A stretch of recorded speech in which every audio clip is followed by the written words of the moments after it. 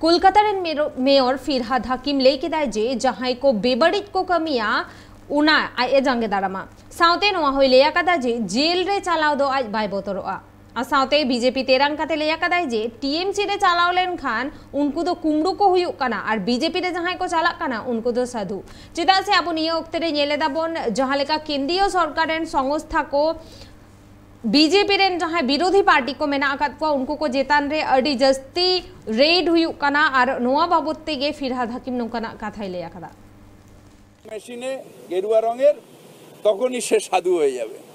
এখানে থাকলে অসাধু, সেখানে গেলেই সাধু। তাই বলি,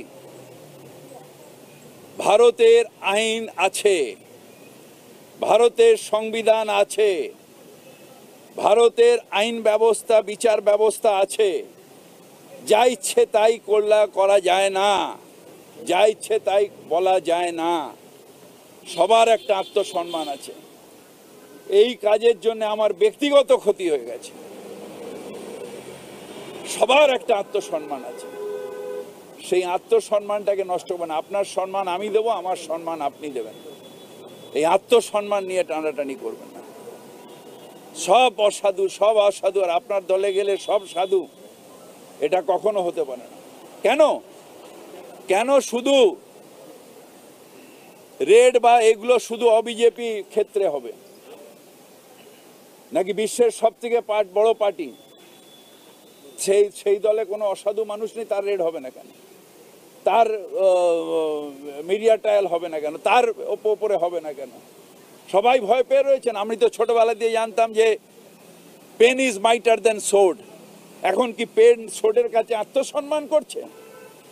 এই প্রশ্নটা নিশ্চিতভাবে আমার কাছে আছে। আমি অন্যায়ের প্রতিবাদ করব, অন্যায়ের প্রতিবাদের জন্য সারা জীবন লড়ব। নিশ্চিতভাবে জেলে যেতে ভয় লাগে না, কিন্তু সম্মানহানিতে নিশ্চিতভাবে ভয় লাগে। মিডল ক্লাস ফ্যামিলিতে জন্মেছি তো, প্রত্যেক মিডল ক্লাস ফ্যামিলিতে সম্মানহানিটার ভয় লাগে। সেই সম্মানহানিটা দীর্ঘদিন ধরে চলছে, এটা অন্যায়।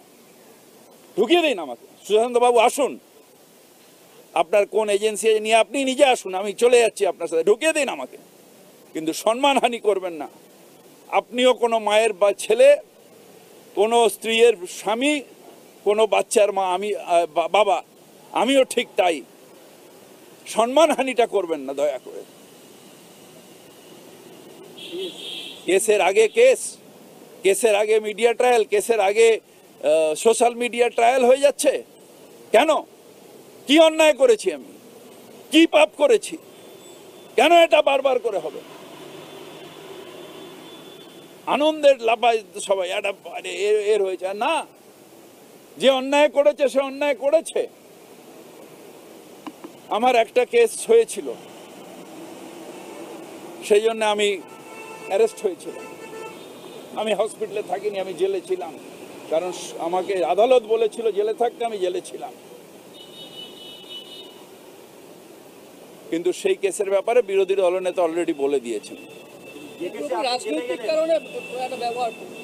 সেটা বিরোধী দলনেতা বলে দিয়েছেন, এটা নিয়ে আমি আর রিপিট করবো না। এটা নিয়ে রিপিট করা যায় না, কারণ বিরোধী দলনেতা বলে দিয়েছেন এটার ব্যাপারে। আমি অসম্মানিত হতে চাই না। মানুষের সেবা, রাজনীতি, মানুষের সেবা করতে চাই। তাই দয়া করে অসম্মান করবেন না। যদি ভারতবর্ষের কোনো আইন আসে, কোনো আইনে আমার বিচার হয়, নিশ্চিতভাবে আমি সেটা ফেস করব। সেটা আমি বলবো না। আমি বলতে চাই যে সুশান্ত বাবুরা যে লিস্ট দিয়েছেন, দয়া করে তার মধ্যে কোন কেসে ফাঁসানো হচ্ছে সেটা লিখে দিন। সেটাই তো বলছেন, হয় উনি লিস্ট দিচ্ছেন না জানছেন, তাহলে কোন কেস সেটা একটু দয়া করে বলে দিন। সবচেয়ে বড় কথা হচ্ছে নারদ কেসটা নিয়ে যেটা কথা হচ্ছে, বিরোধী দলনেতা বাইরে, আপনি জেলে গিয়েছিলেন, কিন্তু এটা বলছে অভিষেক বন্দ্যোপাধ্যায় কনস্পিরেসি ছিল।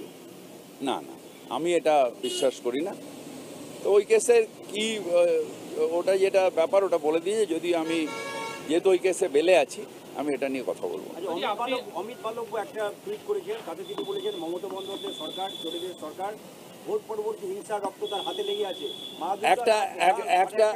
একটা ফ্রেজ আছে হিন্দিতে, জানেন তো, চোরও কো আতি হ্যায় নজর সারে জাহান চোর, যে নিজে চোর হয় তাকে সব জায়গায় চোর মনে হয়।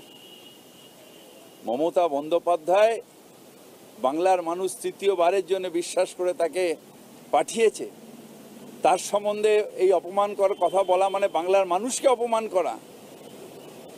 আর এই গ্রাস দিয়ে রাজশক্তি শেষ কথা বলে না, শেষ কথা গণতন্ত্র আর মানুষ বলে। এটা ইন্দিরা গান্ধীর সময়ে প্রমাণ হয়েছিল ৭৭ সালে।